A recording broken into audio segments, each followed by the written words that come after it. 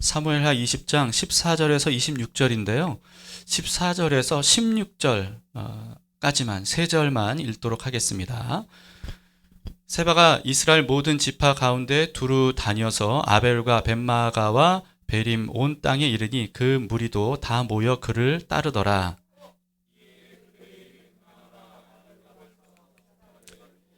그 성읍을 향한 지역 언덕 위에 토성을 쌓고 요압과 함께한 모든 백성이 성벽을 쳐서 헐고자 하더니 함께 그 성읍에서 지혜로운 여인 한 사람이 외쳐 이르되 들을지어다 들을지어다 청하건대 너희는 요압에게 이르기를 이리로 가까이 오라 네게 말하려 하노라 한다 하라. 아멘. 네, 앉으시겠습니다.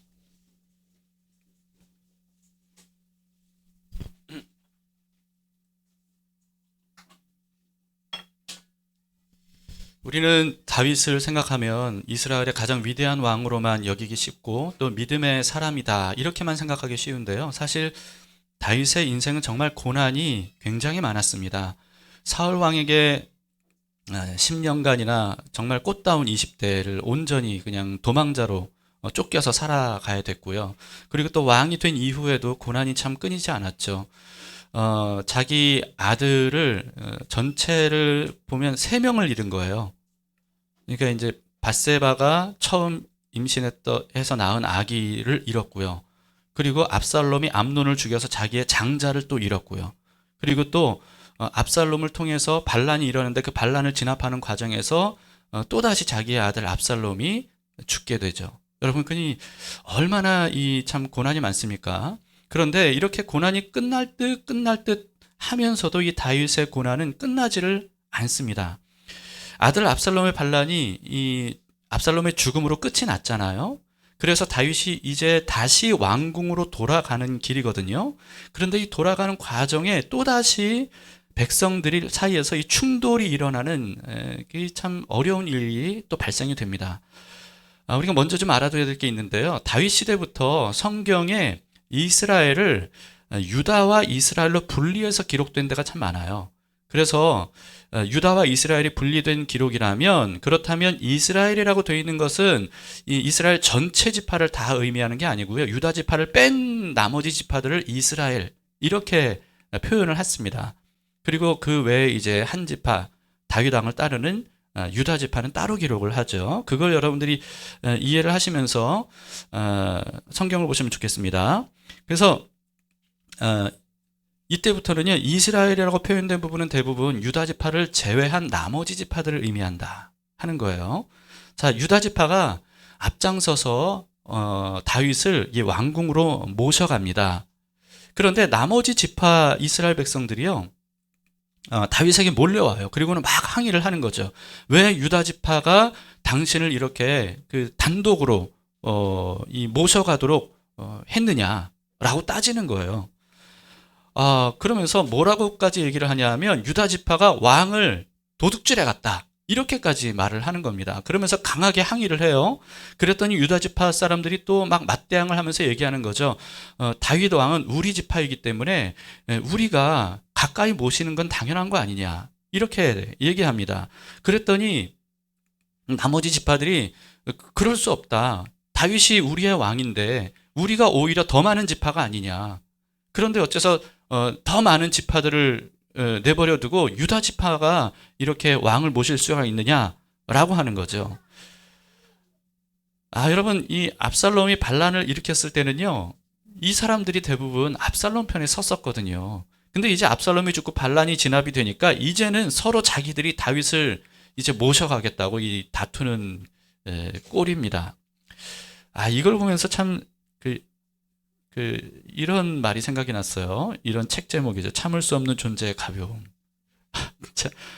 얼마나 유치하고 어린아이 같은 정말 이런 싸움인지 모르겠습니다. 근데 참 알고 보면요, 우리도 마찬가지인 것 같아요. 이게 싸우고 다투는 게 사실은 별거 아닌 일로 싸우는 거죠. 왜냐하면 이 자존심 싸움인 거예요. 그리고 이 경쟁심 싸움인 거죠. 그러니까 우리가 참 이와 같이 참을 수 없는 존재의 가벼움을 가진 어떤 그런 모습을 나타내는 다툼, 싸움이 아닌가, 이런 것을 좀 한번 돌이켜보면 좋겠습니다. 이런 걸 거울 치료라고 하더라고요. 거울 치료. 그러니까 나는 내 모습을 못 보기 때문에 다른 사람을 통해서 내 모습을 보게 되는 거죠.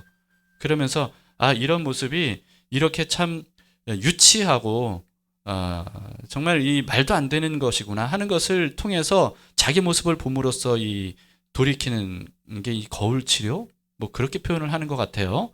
아무튼 여러분, 우리도 이런 모습을 보면서 우리가 이런 삶을 살지 않도록 바라보면 좋겠습니다. 다윗이 드디어 왕궁으로 돌아가는 길에 이렇게 두 진영이 강하게 충돌을 할 때 유다 지파가 이스라엘의 모든 지파들보다 더 강경했다라고 본문에 기록이 되어 있습니다. 이렇게 이스라엘에게 상황이 불리하게 돌아가니까요. 그때 한 사람이 막 나팔을 불면서 자기에게 집중시켜요. 그 사람이 누구냐 하면 세바라고 하는 사람인데 1절을 보시면 이렇게 기록이 되어 있습니다. 마침 거기에 불량배 하나가 있으니 그의 이름은 세바인데 베냐민 사람 비그리의 아들이었더라. 그가 나팔을 불며 이르되 우리는 다윗과 나눌 분깃이 없으며 이새의 아들에게서 받을 유산이 우리에게 없도다. 이스라엘아 각각 장막으로 돌아가라. 이렇게 얘기합니다. 그러니까 이렇게 싸우고 다투는 중에 이제는 뭐 안 될 것 같으니까 이 세바라는 사람이 나선 거예요. 이 세바가 어떤 사람이냐? 불량배라 그러죠. 그러니까 불량배인데 뭐라고 얘기하냐면 다윗과 우리는 나눌 분깃이 없다. 이새의 아들 다윗에게 받을 유산이 없다. 무슨 뜻이냐면 이제는 다윗과 더 이상 상관없는 그런 사람들로 우리가 살아가자. 이런 뜻입니다.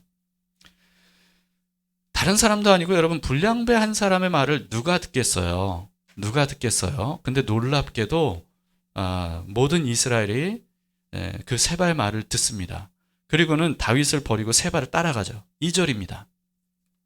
이에 오는 이스라엘 사람들이 다윗 따르기를 그치고 올라가 비그리의 아들 세바를 따르나 유다 사람들은 그들의 왕과 합하여 요단에서 예루살렘까지 따르니라. 조금 전에 압살롬의 반란이 이제 끝났단 말이죠. 그런데 끝나자마자 또다시 세바의 반란이 일어난 거예요. 이스라엘 전체 중에 유다 지파를 제외한 나머지 모든 지파가 하나님께서 기름 부어서 세우신 다윗을 왕으로 인정하지 않고 다윗을 따르지 않고 이 불량배를 따라가는 황당한 상황이 벌어지게 된 겁니다.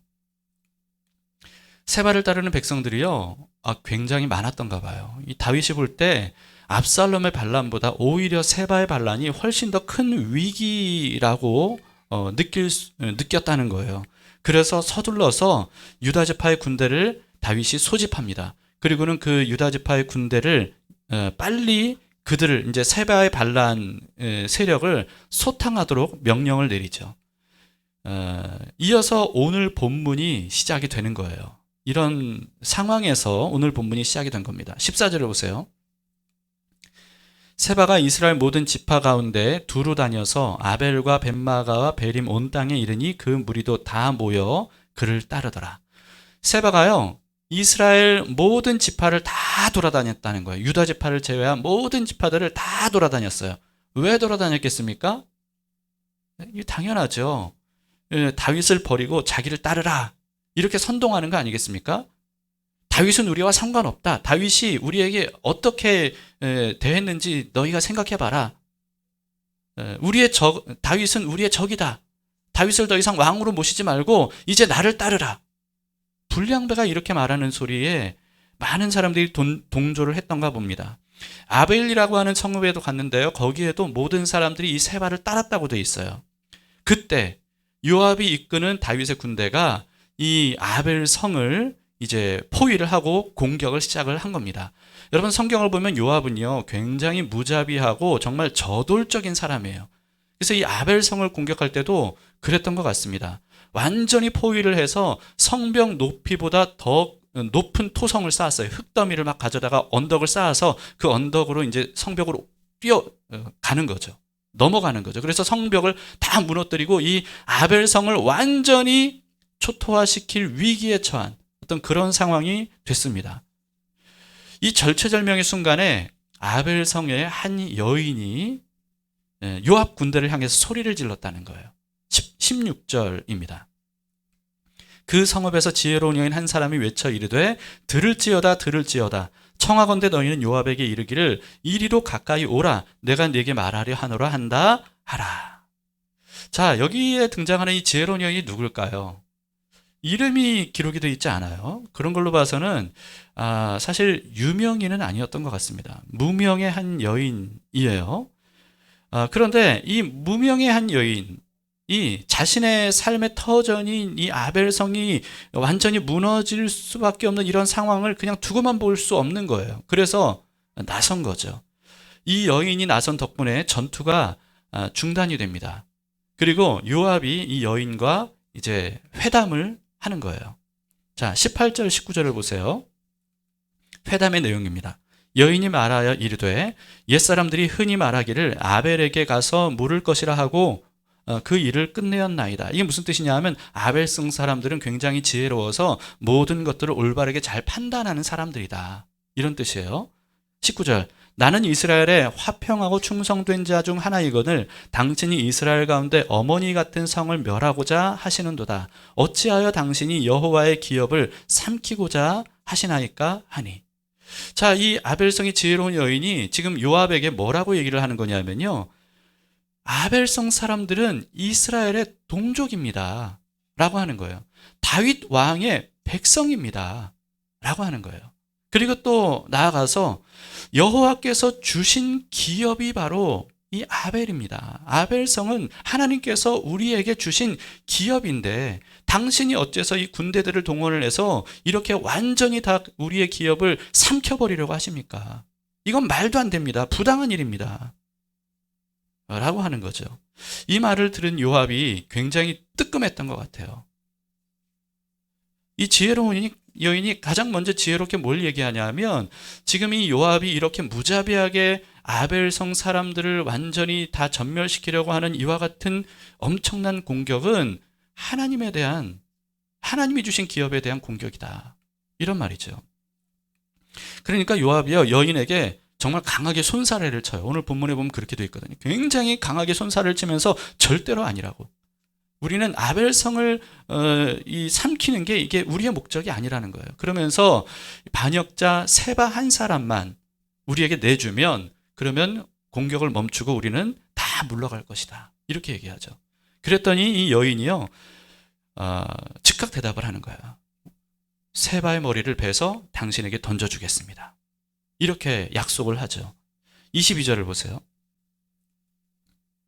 그 결과 어떻게 됐는지. 자, 이에 여인이 그의 지혜를 가지고 모든 백성에게 나아가매 그들이 비그리의 아들 세바의 머리를 베어 요압에게 던진지라. 이에 요압이 나팔을 불매 무리가 흩어져 성읍에서 물러가 각기 장막으로 돌아가고 요압은 예루살렘으로 돌아와 왕에게 나아가니라. 자, 여러분, 여기서 이 여인 지혜를 가지고 모든 백성에게 나아갔다. 아벨성 사람들이죠. 아벨성 사람들에게 나아갔다라고 하는 것은 뭘 의미하냐면 이때 모든 사람들이 이미 세바를 따르고 있었거든요. 그런데 세바를 따르고 있는 아벨성 남자들을 지혜로운 말로 설득했다. 이런 뜻입니다. 그래서 이들이 설득된 거예요. 이 여인의 지혜로운 말로 설득된 거예요.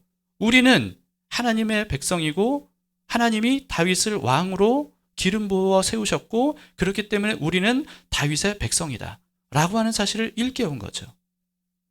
그러면서 그래서 아벨성의 남자들은요, 결국 돌이켜서 반란자 세바의 머리를 베서 성벽 밖으로 요압에게 던져줍니다. 자, 이렇게 해서 세바의 반란이 끝이 났고요. 아벨성은 절체절명의 위기 상황에서 무사하게 구원을 받을 수가 있었습니다. 이게 오늘 세바의 반란에 대한 오늘 본문의 이야기입니다. 이 이야기를 통해서 우리가 두 가지를 생각해 보면 좋겠습니다. 첫 번째는요, 하나님께서 기름 부어 세우신 이 다윗 왕에게 반역하는 이스라엘 백성들에 대한 좀 생각을 우리가 좀 했으면 좋겠어요. 다윗에게 반역을 했다는 것은요, 다윗을 왕으로 세우신 하나님께 반역을 한 것과 마찬가지거든요. 그런데 이스라엘 백성들은 왜 자꾸 이렇게 다윗에게 반역을 할까라고 하는 겁니다. 하나님의 백성인데도 불구하고 왜 하나님이 세우신 다윗 왕에게 이렇게 자꾸 반역을 할까 하는 거예요. 압살롬 때 반역에 가담했던 이들이 세바 때도 또 반역에 가담을 한 겁니다. 압살롬은요, 암논을 어떤 이유에서든 죽인 살인자였어요. 그런데도 그 반역에 가담을 했고, 또 세바는 불량배잖아요. 불량배라고 기록된 것은 그동안에 불량한 짓들을 하고 다니는 사람이었다는 거거든요. 그런데 그런 불량배를 또 따라간 거예요. 자, 이스라엘 백성들은 왜 자꾸만 이렇게 반역을 저지르는 일에 가담을 할까? 라고 하는 겁니다. 그런데요, 사실 이스라엘이 이와 같은 반역하는 모습은요, 남 얘기가 아니라 바로 우리들의 얘기입니다. 죄의 본성을 가지게 된 인간은요, 이와 같이 조금만 어떤 자극만 주어져도 하나님께 반역하는 본성을 우리는 가지고 있어요. 죄를 저지르는 사람들은 예를 들어 이제 도둑질을 하거나 강도짓을 하거나 살인죄를 저지른 이런 사람들을 생각해 보세요. 이런 사람들은 경찰에 대해 어떤 마음을 갖겠어요? 경찰에 대해서 경찰이 막 반갑고 막 그럴까요? 경찰에게 막 찾아가고 싶고 경찰에게 도움을 요청하고 이런 마음이 들겠어요? 아니죠. 경찰을 막 이렇게 피하잖아요. 그리고 심지어 적대감을 갖죠. 그러면서 뭐 짭새라고 하면서 막 경찰에 대해서 막 이렇게. 근데 죄의 본성을 가져서 죄를 짓는 사람들도 마찬가지예요. 그러니까 하나님에게 등을 돌리고 싶은 마음이 본능적으로 있고요. 그리고 또 심지어 하나님에게 적대감을 갖게 되는 것이 인간 속에 있는 죄의 본성입니다. 거룩하신 하나님께서 죄를 가까이 하실 수 없는 것처럼 이 죄의 본성을 가지고 죄를 크든 작든 짓는 인간은요, 이 거룩하신 하나님과 가까이 하고 싶어 하지 않는 본성적인 마음을 가지고 있는 거예요. 그래서 우리가 그렇게 말씀 보기 어렵고 기도하기 어려운 겁니다. 예배드리기도 어려운 거고요. 우리 안에 있는 죄의 본성이 그런 거예요. 이런 죄의 본성을 가진 인간을 사탄은 정말 너무나도 손쉽게 자기 편으로 만들 수 있는 겁니다.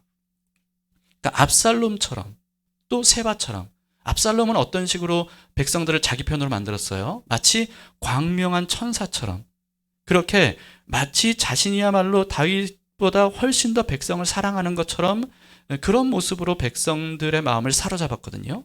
그리고 또 세바는 어땠어요? 유다 지파와의 이 경쟁심, 이 자존심 이런 것들을 이용해서 백성들을 선동해서 다윗에게 등을 돌리고 자기 편이 되도록 만들었습니다.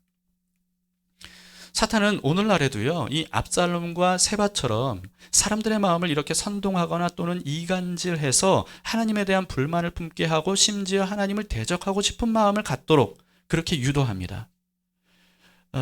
그래서 자신의 죄와 잘못을 하나님 탓으로 돌리게 하고 그리고 하나님께 적대감을 품도록 하는 이런 계략을 통해서 얼마나 많은 사람들이 그렇게 하나님을 향한 반역에 가담하는지 몰라요. 죄의 본성에 사탄의 속임수와 선동이 더해지면 이런 안타까운 결과를 만들어내게 되는 거죠. 하나님을 대적하는 사람들, 다시 말해서 이런 사탄의 반역에 함께 가담하는 사람들의 결과가 어떻습니까? 오늘 본문에서 보듯이 결국은 멸망일 수밖에 없는 겁니다. 하나님 나라가 이 땅에 임할 때 악한 마귀 사탄은 완전히 심판을 받게 되죠. 그런데 사탄 마귀만 심판을 받는 것이 아니고요. 거기에 가담한 모든 사람들도 심판을 당할 수밖에 없는 겁니다. 왜냐하면 하나님의 나라는 죄와 절대로 공존할 수가 없기 때문입니다. 그래서 여러분 우리 역시 이와 같은 죄의 본성이 여전히 우리 안에 있는 그런 치명적인 약점을 가졌다라고 하는 이 사실에 대해서 우리는 절대로 잊지 말아야 됩니다. 그래서 제가 여러분에게 여러분에게 여러 번 좀 말씀을 드렸던 게 있어요. 그게 뭐냐면 우리는 절대로 자기 신앙에 대해서 자신감을 가져서는 안 된다라고 하는 거죠. 때로 우리는 뭐든가 성령 충만함을 느낄 때도 있고 지금 나는 신앙생활을 너무 잘한다고 하는 어떤 그런 생각에 빠지다 보면 자기도 모르게 자기 신앙에 대해서 자신감을 가지게 될 때가 있어요. 나는 절대로 이 사탄의 속임수에 넘어가지 않고 나는 절대로 나는 절대로 하나님께 등을 돌리지 않고 막 그럴 자신을 갖게 되는데 여러분 이건 굉장히 위험한 자신감입니다. 사탄은 오히려 그런 것을 역이용을 하게 돼요. 왜냐하면 방심하는 거니까요. 다윗과 하나님에게 반역을 저질렀던 이스라엘 백성들도 이방인이 아니라 하나님이 선택해서 그동안 하나님의 사랑과 은혜를 굉장히 많이 베풀어 주셨던 이스라엘 백성들, 선택된 하나님의 백성들이었다는 사실을 기억하세요. 그렇다면 오늘날 교회도 역시나 이와 같은 잘못을 저지를 수 있는 가능성이 얼마든지 있고 실제로 그런 일들이 지금도 일어나고 있다는 사실을 우리는 볼 수 있어야 됩니다. 그래서 절대로 우리의 마음을 안심해서는 안 되고 자기 신앙에 대해서, 현재 신앙에 대해서 자신감을 가져서는 안 되죠. 깨어 있어야 됩니다. 그런데 어느 순간 나도 모르는 사이 여러 가지 이유로 하나님을 가까이 하고 싶어 하지 않는 마음이 들거나 또는 나아가서 하나님에 대해서 불만이 생기고 반기를 들고 싶은 그런 마음이 들 때, 그럴 때 우리는 정말 정신을 바짝 차려야 됩니다. 왜 이런 마음이 드는지에 대해서 즉각 돌아볼 수 있어야 되고요. 스스로를 진단할 수 있어야 돼요. 그래서 악한 사탄의 속임수와 선동이라는 사실을 우리가 발견을 하게 되면 즉각 물리쳐야 되죠. 하나님에 대해서 혹시 뭔가 여러분들 마음속에 불만스러운 마음이 있으신 분이 계신가요? 그럴 수 있어요. 이렇게 고난을 오랫동안 당하거나 불미스러운 일들이 자꾸만 일어나거나 하나님 앞에서 예배도 기도도 말씀도 열심히 신앙생활을 잘하고 있는데도 불구하고 하나님께서 나의 기도를 오랫동안 들어주시지 않는다라는 생각이 들 때 우리는 하나님께 나도 모르게 불만이 쌓일 수가 있습니다. 그런데 그런 마음이 생길 때 우리는 그 마음을 방치해서는 안 돼요. 내 마음속에 생긴 이와 같은 하나님에 대한 불만이 정당한 것인지 이것을 하나하나 꼼꼼히 점검해 봐야 됩니다. 그렇게만 해도요, 우리는 깨닫게 돼요. 뭘 깨닫게 되냐면 불만은커녕 사실은 하나님 앞에 감사할 수밖에 없는 하나님의 놀라운 은혜가 내 삶에 계속 부어지고 있었구나 하는 것을 이렇게 점검만 해도 발견을 할 수가 있습니다. 특히 죄를 지었을 때 우리가 이제 예수님을 잘 믿다가도 이 죄를 지을 수 있지 않습니까? 크든 작든 죄를 범할 수 있단 말이죠. 다윗도 그랬어요. 그랬을 때 여러분 본능적으로 우리는 어떠냐 하면 하나님께 등을 돌리고 싶죠. 그리고 우리의 죄를 숨기고 싶어요. 또 죄를 정당화하고 싶어 합니다. 그리고 나아가서 어떻게 하냐면 내가 지은 죄에 대해서 이게 남 탓을 하거나 또는 심지어 하나님 탓을 하고 싶은 마음도 생겨요. 이게 이제 그 아담과 하와 때부터 그랬잖아요. 아담과 하와 때부터. 우리가 그런 마음이 들 수가 있습니다. 그럴 때 절대로 우리가 그와 같은 죄의 본능을 따라서는 안 됩니다. 무슨 뜻이냐 하면 하나님께 등을 돌리고 죄를 숨기고 정당화하고 남 탓하거나 하나님 탓으로 나의 어떤 죄의 짐을 덜어내려고 하는 이와 같은 죄의 본성을 따라가서는 안 된다는 거예요. 어떻게 해야 됩니까? 회개하는 거죠. 회개. 하나님의 말씀과 성령의 인도하심을 따라서 하나님 앞으로 그 자기의 죄를 그냥 있는 그대로 가지고 나아가서 하나님께 회개해야 됩니다. 그러면 언제 그랬냐는 듯이 하나님과의 관계가 다시 회복이 될 수 있어요. 오히려 그럴 때 이전보다 하나님과 더 가까워질 수도 있습니다. 지난 수요예배 때 이 반역한 압살롬이 죽었다는 소식을 들은 다윗이요, 어떤 반응을 보였는지를 우리가 말씀을 통해 봤습니다. 어떤 반응을 보였습니까? 굉장히 가슴 아프게 통곡하면서 슬퍼했어요. 압살롬은 반역자였어요. 그럼에도 불구하고 반역자인 압살롬이 죽임당했다는 그 소식을 듣고 너무나도 슬프게 통곡했습니다. 그게 바로 하나님의 마음입니다. 하나님을 절대로 악인이라고 해서 그 악인이 심판받고 죽임당하는 것에 대해서 즐거워하고 기뻐하지 않아요. 속 시원하다고 생각하지 않습니다. 그건 하나님을 전혀 모르는 사람의 생각이에요. 하나님은 절대로 그런 마음이 아닙니다. 고통당하는 사람들, 회개하고 돌아오기를 바라는데도 불구하고 끝까지 회개하지 않다가 결국은 망하게 되는 그런 사람들에 대해서 하나님은 정말 고통스러운 그 슬픔을 겪으시는 거예요. 그래서 하나님께서 반드시 회개하고 돌아오기를 바라시는 거죠. 하나님은 그래서 이렇게 간곡히 호소하십니다. 이사야서 31장 6절에 보시면 이스라엘 자손들아 너희는 심히 거역하던 자에게로 돌아오라 이렇게 말씀하세요. 너희가 그토록 심하게 거역했던 하나님에게로 돌아오라. 이런 말씀입니다. 이거는 무슨 뜻이냐면요, 아무리 심하게 하나님께 거역을 했더라도 돌아오면 어떻게 해주시겠다는 거예요? 용서해 주시겠다는 거예요. 받아주시겠다는 거예요. 다시 회복시켜 주시겠다는 거예요. 하나님이 그런 마음이십니다. 압살롬이 반역을 저질렀지만 다윗은 압살롬이 죽기를 원치 않았어요. 그래서 압살롬을 진압하러 가는 군대장들에게 절대로 압살롬에게 손대지 마라 명령을 했죠. 그런데도 불구하고 죽었어요. 그랬더니 다윗은 너무나도 슬퍼했던 겁니다. 이게 바로 하나님의 마음이에요. 죄인에 대한, 악인에 대한 하나님의 마음입니다. 그렇기 때문에 여러분, 우리가 죄를 범했을 때 하나님께 등 돌리고 하나님이 날 싫어하시겠지, 난 더 이상 하나님께로 돌아갈 수 없어, 이런 마음으로 하나님을 오히려 대적하거나 또는 자기의 어떤 이 죄에 대해서 정당화하다 보면 어떻게 돼요? 남 탓을 하거나 하나님 탓을 하거든요. 절대로 그렇게 하지 마시고요, 하나님 앞으로 가서 회개하면 반드시 하나님께서 죄를 용서해 주시고 우리를 회복시켜 주시리라 믿으시기 바랍니다. 둘째로 좀 생각해 보고 싶은 건 뭐냐 하면요, 아벨성을 구한 지혜로운 여인에 대한 얘기죠. 우리는 지혜로운 여인처럼 할 수 있어야 됩니다. 지혜로운 여인은요, 이 세바 한 사람 때문에 아벨성 전체가 망하게 되었다는 이 현실을 직시했습니다. 그리고는 어떤 생각을 하게 된 거예요? 아벨성 전체가 망하는 것을 막고 아벨성이 구원을 받으려면 어떻게 해야 되는지를 깨달을 수 있었죠. 그게 뭡니까? 세바 한 사람만 제거하면 되는 거구나. 이 사실을 깨달았어요. 이 단순한 사실을 깨달은 겁니다. 여인은 그것을 생각만 하지 않고 행동으로 옮겼습니다. 그 결과 자신의 삶의 터전과 이 지역 공동체를 구원할 수 있었죠. 저는 이 지혜로운 여인을 보면서 또 다른 사람이 생각이 났습니다. 비느하스가 생각이 났어요.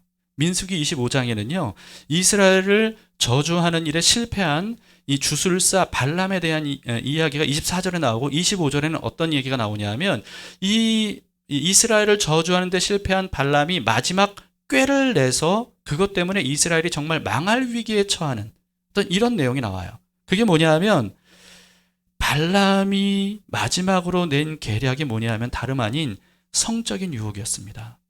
그래서 모압 여인들을 이스라엘에게 침투시킨 거예요. 그랬더니 이스라엘 백성들이 이 모압 여인에게 홀딱 반하게 된 겁니다. 그래서 음행을 저지르죠. 그러다가 이 모압 여자들이 숭배하는 우상들, 신들까지도 같이 숭배하게 돼요. 여러분, 이 일에 이제 하나님께 반역을 저지르게 된 거죠. 이 일 때문에 이스라엘에는 하나님의 진노로 역병이 무섭게 번지게 됩니다. 정말 무섭게 번져나갔어요. 자그마치 24,000명이 삽시간에 역병으로 죽는 이 초유의 사태가 일어나게 된 겁니다. 이 무섭게 번져가서 24,000명이나 죽게 한 이 역병, 여러분, 이 역병이 바로 죄를 상징하는 거예요. 죄. 이 죄가 사람들을 죽게 한다는 거죠. 그런데 그 역병의 재앙이 더 이상 번져나가지 않게 멈추게 했던 사람이 있어요. 그 사람이 바로 비느하스라고 하는 사람입니다. 비느하스는 어떤 사람이 또다시 음행을 저지르려고 이방 여자를 데리고 자기 막사로 들어가는 걸 봤어요. 그걸 본 이 비느하스가요, 창을 들고 그들 뒤를 따라갑니다. 막사로 들어가서 음행을 저지르고 있는 뒤엉켜 있는 남녀를 창으로 꿰뚫어 죽였습니다. 그랬을 때 이 역병이 그쳤어요. 자, 여러분, 이런 얘기를 보면 우리 정서에는 이 비느하스 그리고 오늘 본문의 지혜로운 여인이 정말 너무 잔인한 사람들이다, 이런 생각이 들지 않습니까? 역병, 저희 아무리 음행을 저질렀다 하더라도 창 들고 들어가서 그 남녀를 한꺼번에 꿰뚫어 죽이고, 그리고 세바가 아무리 좀 그렇다고 하더라도 그 자리에서 목을 베가지고 머리를 던져주고 막. 우리 정서에는 정말 잔인하죠. 그런데 이 내용을 우리가 어떻게 봐야 되냐면요, 죄에 대해서 우리가 어떻게 대처해야 되는지를 알려주는 역사적인 기록이다, 라고 하는 시선, 관점으로 우리가 볼 수 있어야 되는 겁니다. 죄에 대해서 우리가 이렇게 대처해야 된다는 것을 알려주는 거예요. 죄는 암과도 같습니다. 죄는 암과도 같아요. 작은 암이 서서히 자라면 결국은 몸 전체에 다 퍼져나가죠. 그러면 그 암 때문에 사람이 죽게 됩니다. 죄도 마찬가지예요. 그렇기 때문에 우리는 죄를 암처럼 생각하고 암처럼 취급해야 돼요. 죄를 절대로 우리는 좋아해서는 안 됩니다. 그건 속는 거죠. 죄를 하나님이 금하신 죄를 우리가 좋아한다면 그건 뱀에게 하와가 속았듯이 우리도 속고 있는 거예요. 하와가 선악과를 봤을 때, 뱀의 말을 듣고 선악과를 봤을 때 어떻게 보였다는 거예요? 보암직도 하고 먹음직도 하고 지혜롭게 할 만큼 탐스러워 보이게 된 거예요. 그렇게 보였다는 것은 그게 속았다는 겁니다. 이미 완전히 마음이 빼앗겼다는 거예요. 마찬가지예요. 여러분, 죄가 좋아 보인다면 이거는 완전히 속은 거예요. 정신 바짝 차려야 됩니다. 죄는 암과도 같은 거예요. 그렇기 때문에 암처럼 볼 수 있어야 돼요. 그리고 암처럼 우리가 취급을 해야 됩니다. 더 잘하기 전에 의사에게 찾아가죠. 찾아가서 의사를 통해서 자기의 목숨까지도 이렇게 맡기면서, 그러면서 이 암을 도려내도록 하는 것. 이게 바로 우리가 해야 될 일입니다. 이 일에 주저해서는 안 돼요. 늦추면 늦출수록 더 위험해집니다. 죄도 우리는 그렇게 취급해야 돼요. 하나님께로 가지고 가서 하나님께 우리의 모든 것을 다 맡기고 그 죄를 완전히 깨끗하게 도려내 주시도록, 그러면서 우리가 나음을 입고 치유를 얻고 그리고 다시금 깨끗하게 거룩하게 살아갈 수 있도록 그렇게 하나님께 빨리 나아가서 회개하는 것, 이게 우리에게 필요하죠. 그 일에 우리는 주저해서는 안 됩니다. 그래서 비느하스와 지혜로운 여인처럼 이와 같은 단호함이 우리에게 필요한 거예요. 그래야 살 수 있다는 거죠. 그게 지혜로운 행동입니다. 사탄 마귀는요, 어떻게든 우리의 마음에 죄에 대한 경계심을 풀게 하려고 해요. 집요하게 달콤한 말로 우리를 속입니다. 하나님의 속박에서 벗어나야만, 그래야 우리가 자유로운 삶을 살 수 있다. 죄라고 말하는 거기에 대해서 우리가 조금 마음을 열어놓고 허용하면, 그러면 우리는 얼마나 인생을 즐겁게 살 수 있는지 그걸 알아야 된다 라고 하는 이와 같은 달콤한 유혹, 그게 진짜 자유라고, 그게 진짜 인생을 즐겁게 사는 방법이라고 그렇게 속여요. 그러나 이와 같은 말은요, 마치 보험금을 노리는 천재적인 사기꾼의 속임수와도 같은 겁니다. 절대로 그 말에 속아서는 안 돼요. 죄를 허용하면 자유를 얻습니까? 잠깐은 내게 즐거움을 주는 것처럼 보이지만 사실은요, 알고 보면 죄의 종이 돼버리는 거예요. 요즘 우리나라에 마약이 굉장히 빠르게 퍼지고 있다고 하잖아요. 굉장히 빠르게 퍼지고 있다고 하죠. 여러분, 마약을 처음에 아무 생각 없이 한 번만 해보겠다 하고 하면, 그러면 그 사람은 거기에 완전히 사로잡히게 됩니다. 그러면 그때부터는 벗어나고 싶어도 벗어나지를 못하는 거예요. 마약이 사람에게 자유를 줍니까? 종이 되게 만드는 거예요. 죄가 마찬가지입니다. 죄가 그렇습니다. 잠깐의 달콤함을 위해서 거기에 속아 넘어가서는 절대로 안 돼요. 그러면 종이 되는 거예요. 자유가 아니라. 진정한 자유는요, 하나님을 떠나서 반역해야 얻을 수 있는 게 아니고요, 하나님 품 안으로 들어와야만 진정한 자유를 얻을 수 있는 겁니다. 마치 이런 거예요. 여러분, 아무것도 할 수 없는 어린아이가 언제 진짜 자유를 얻죠? 부모를 떠나면 자유를 얻나요? 아니요. 그럼 굉장히 위험한 상황이 돼요. 막 무섭고 두려워서 막 엉엉 울고 막 이렇게 어쩔 줄을 모르는 상태가 돼버리는 겁니다. 어린아이가 가장 자유로울 때는요, 아빠, 엄마 품 안에 있을 때예요. 그리고 여러분, 양들이 언제 가장 자유롭게 뛰놀고 편히 쉴 수 있죠? 양들이 목자의 울타리 안에 있어야, 그래야 그 안에서 자유로울 수 있는 겁니다. 그렇기 때문에 하나님에게 등을 돌리고 싶고 내 마음을 어떻게 좀 시원하게 해줄 것 같은 이 압살롬이나 또는 이 세바의 속임수 선동, 여기에 동조하는 마음이 들 때, 여러분 우리는 이 오늘 본문의 이야기를 기억할 수 있어야 돼요. 지혜로운 여인처럼 해야 된다는 사실. 죄의 본성을 지닌 우리의 마음을 지혜로운 여인처럼 설득해야 됩니다. 설득해야 돼요. 이런 마음을 품는 게 맞는 거냐? 라고 하는 거죠. 우리가 지금 하고 있는 게 뭔지를 봐야 된다. 우리 마음에 지금 품고 있는 게 지금 뭔지를 생각해야 된다. 이게 과연 맞는 것이냐? 설득해야 돼요. 진리의 말씀으로 설득해야 됩니다. 죄의 결과가 얼마나 비참한지를 상기시켜야 돼요. 내 자신에게. 그리고 살 길은 오직 이 죄의 숨통을 끊어 죽이고 다시 하나님 나라 백성으로 돌아가는 것. 이것만이 살 길이라는 사실. 그것을, 그 진실을 우리 자아에게 설득시켜야 돼요. 그것이 우리가 지혜로운 사람이 되어서 우리의 삶을 구원하는 방법입니다. 우리는 하나님께 반역하는 것을 정말 당연하게 여기는 세상 속에서 지금 살아가고 있어요. 그 시간 속에서 우리는 대다수의 시간을 보내고 있습니다. 여러분 오늘 이 시간에 예배에 나와서 하나님의 말씀을 듣고 있지만, 그러나 우리의 대다수의 시간은 하나님께 반역하고 하나님 없이 살고 하나님께 등을 돌리고 하나님이 죄라고 말씀하신 그것들을 무시하고 살아가는, 그것을 당연하게 여기는 세상 속에서 살아가고 있다는 거죠. 그러다 보면 우리는 그런 삶, 그런 세상을 당연하게 여기기 쉽습니다. 당연하게 여긴다. 익숙하게 받아들이는 겁니다. 지난번에도 말씀드렸듯이 심리학자 김경일 교수의 말처럼요, 인간은 익숙한 것을 옳다고 여기기 쉬운 그런 존재라는 것, 이것을 기억해야 됩니다. 우리에게 익숙하다고 해서 그게 옳은 건 아니에요. 그런데 우리는 하나님께 반역하는 세상 속에서 익숙하게 살다 보면 하나님 없이 사는 삶, 하나님이 금지한 것을 그냥 어느 정도 적당히 어기면서 사는 삶, 이런 것들을 우리는 당연하게 여기며 그게 옳다고 여기면서 살 수가 있다는 거죠. 내 자신을 설득해야 돼요. 하나님 말씀으로, 지혜로. 진짜 옳은 것이냐? 라고 하는 거죠.